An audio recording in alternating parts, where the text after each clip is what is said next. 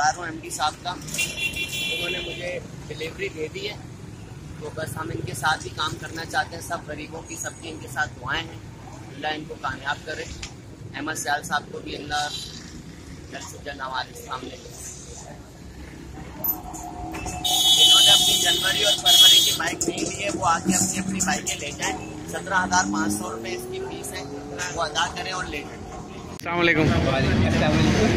अर्शद भाई, आपका बाइक देने का बहुत शुक्रिया, ठीक है, बहुत शुक्रिया बाइक डिलीवर करने का। वालेकुम। साजिद भाई क्या हाल है सर? आपको गाड़ी मिल गई? जी आज तवज्जो से मुझे गाड़ी मिल गई, शुक्रिया अर्शद भाई,